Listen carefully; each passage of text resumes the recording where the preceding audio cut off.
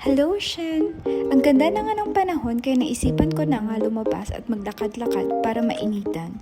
Kasi bored na ko sa bahay. Spring na dito sa Germany kaya medyo hindi na malamig at maaraw na. Nakakaganda ng mood. Ipapasyal ko pala kayo dito sa Triberg, isa sa mga city sa Black Forest. Dito nag-originate ang Black Forest cake na nabibili natin sa Red Ribbon.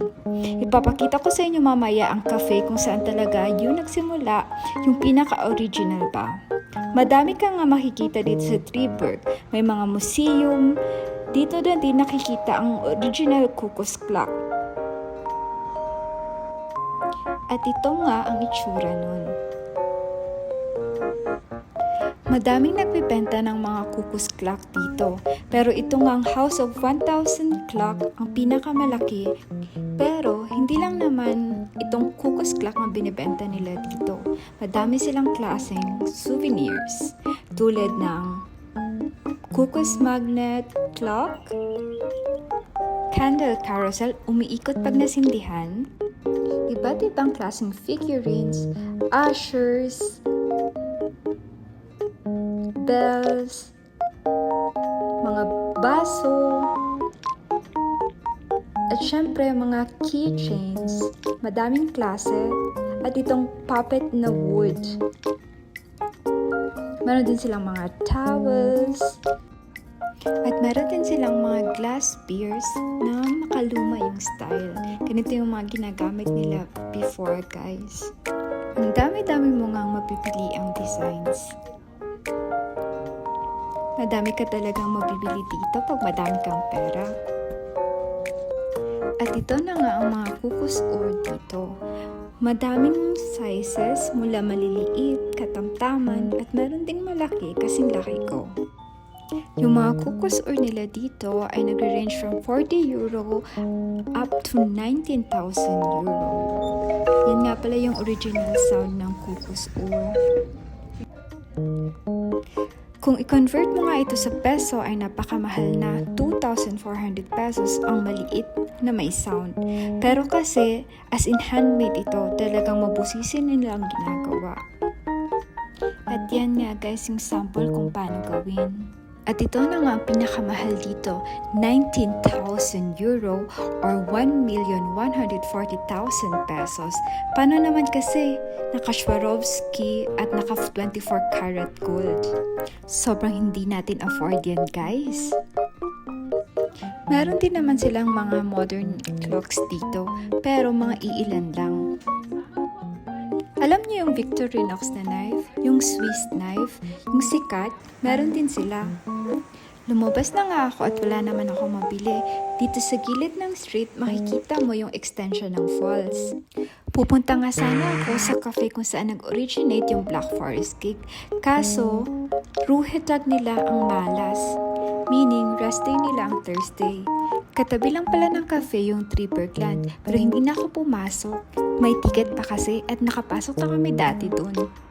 Nagpunta na lang ako sa cafe dito, malapit sa munisipyo nila. Yan yung mga cake selections. Nag-order lang ako ng cappuccino at raspberry cake. Nagmuni-muni lang ako kunwari. Pero ang sarap ng raspberry cake nila. Dapat nga maghinay-hinay na ako kakakain ng cake at ako'y tumataba na. Pero ang sarap kasi.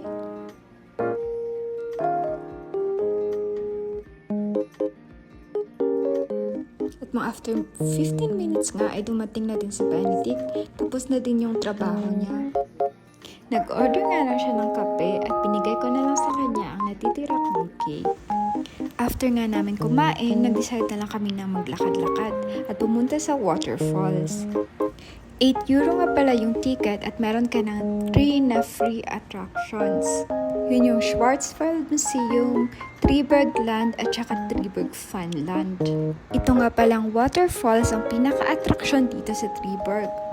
Ito daw kasi yung tallest or longest waterfalls in Germany. Pangatlong balik ko na pala dito. Yung first time, I think, 2021 kasama yung friends ko, si Kuya Makoy at saka si Mike. Second time is last year at ngayon. Ang Ang ganda maglakad-lakad dito. Napaka-relaxing. Ang fresh air. Ito nga pala guys yung court na tinatawag or bawal yung maiingay. Ang ganda pakinggan ng waterfalls. Ang sarap sa tenga. Napaka-relaxing. Madami nga bumibisita dito kapag summer. Pero ngayon, wala na masyadong tao kasi alas 6 na ng gabi. Mga ilan-ilan na lang. Kaya maganda mag-picture tsaka mag-video, hindi nakakahiya. At yan na nga ang ginawa namin ni Benedict. Nag-emote kami dyan. Akala mo naman, totoo. Ang seryoso, diba? Pero tawa yan ang tawa. Napaka-mesmerizing talaga ng place. Kaya kapag nature lover ka, talagang maa-appreciate mo to. Naglakad pa nga kami paakyat para makapunta dun sa second na stop, yung malapit ba sa falls. Sa sobrang lakas nga ng falls, dito nila kinukuha yung electricity nila dito, yung tinatawag na hydropower. Amazing, no? Sa sobrang taas nga pala ng falls na to, meron itong 4 station or bridge na pwede nyo daanan at sobrang lupit nyo na sa falls. Meron din palang ibang mga activities dito, tulad pa yung mga ibon na may special talents, pero hindi na namin napuntahan at may schedule kasi yun, usually panghapon.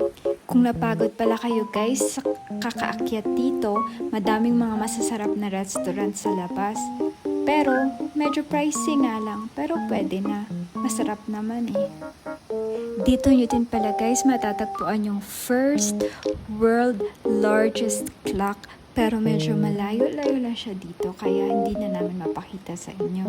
So guys, kung mapunta kayong Germany, bandang south, bisitahin nyo tong Triberg. Sobrang lapit na lang din ang Switzerland dito. 1 hour drive lang din. O sige, till next time, tschüssi!